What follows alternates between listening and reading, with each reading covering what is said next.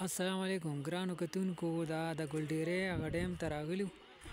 ګلډیرې ډیم کاکا صاحب علاقه کې راځي. ماشاءالله ډېر ښکلی لوکیشن دی او دا وګورئ دا غبره ځای دی، ډېر د سور ځای دی، خلک راځي دلته سیل ته او علاقه مکمل کلیر ده. دا وګورئ دنیا خلک راغلي سیل ته. دې سایډ ته که وګورئ نو دې سایډ ته هغه ډیم دی خو باران نه دی شوی نو اوچ دی، اوبه پکې نشته. دا وګورئ ښکلي غرونه دي ورسره په څنګ کې ښکلی لوکیشن دی او دا ډیم دی. تاسو به نوم اورېدلي د کاکا صاحب په علاقه د ګلډیرې ډیم. دا ډیم علاقه ده چې باران وشي په دې کې اوبه ولاړې. د اوبو والا سایډ دا دی، هغه طرفونو نه خوړونه راځي او اوبه دلته جمع کېږي. ښه او بل سایډ چې کوم دی نو بل سایډ د دې ډیم دا دی. دلته کې ماشاءالله ډېر ښکلی لوکیشن دی، ښکلې علاقه ده او دا ښکته ګراوند دی. دا ګراوند دی، دلته مازدیګر نه خلک کرکټ کوي، لوی واړه لګیا وي کرکټ کوي. دا ورسره هغه روډونه دي، دغه نری غوندې لار چې کومه ده دا کاکا صاحب ته داسې تللي ده هغه ځای کې کاکا صاحب کلی دی او ملګري هم راغلي ریکارډینګونه به کوو.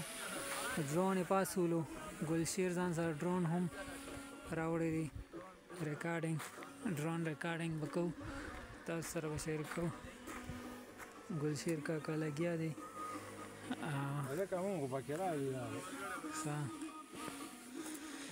نو ملګرو دغه ښکلی لوکیشن چکر مو راووالو. تاسو هم راتلی شئ. دا په نوهار ضلع کې راځي. کاکا صاحب علاقه دا ډېر د سور ځای دی، ډېر ښکلی ځای دی او ښکلي لوکیشن دي. اکثر چې دی نو دا ځای بند دي. دغه وګوره دغه ور دی، نن د اتوار ورځ وه، نن کوله و او لوکیشن ډېر د سور لوکیشن دی او ډېر د سور ځای دی، د سیل ځای دی. دا ډرون مو پاسولی دی، په دې باندې به هم ریکارډینګونه کېږي او دا هغه ډیم دی چې اوبه پکې نشته دی خو اوچ ډیم دی. څنګه چل دی هلکه ګلشیر ماما؟ ګلشیر ماما اوچ ډیم ته راغلی او دا ګرمۍ کې چې شکال بارانونه وشي نو هغه ټایم کې پکې اوبه وي، خلک پکې بیا اوچ شي دا که نه. ګلډیرې ډیم نوم دی اورېدلی و، نن ورته راغلی. ما ملګري دي چې دغه دی اوسېږي، خوښ دی چې لوکیشن که نه ډېر مزېدار دی. صافي صاحب ته څه وایې څنګه اوچ ډیم؟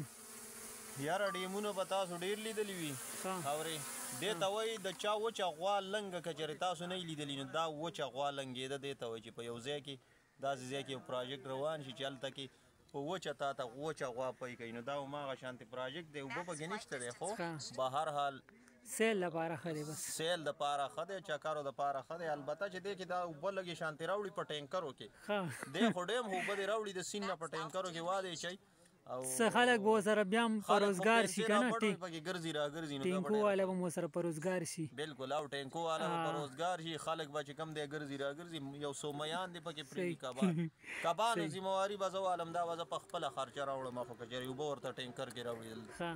لوکیشن څنګه دی؟ د سور دی لوکیشن خو ماشاءالله ډېر بس د سور تعارف محتاج نه دی، خو داسې ده چې اوبه پکې نشته دی، ډیم دی نو دې ته وایي وچ ډیم.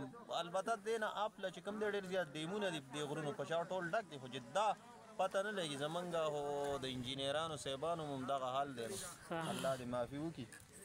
نور پې څه ویل نه غواړو، ولې چې بیا به سرونه وي په دې چې به خفه به شي. بس دومره به وو چې دا د سیل ځای دی، ډېر ښکلی ځای دی. د سیل ځای دی، ډېر ښکلی ځای دی خو اوبه پکې نشته. ګلډیرې چې کله باران وشي بیا پکې شکال کې دی کې اوبه وي، جون جولای اګست 3 میاشتې په شکال کې اوبه وي، خټې غوندې وي پکې، دا پکې نه وي.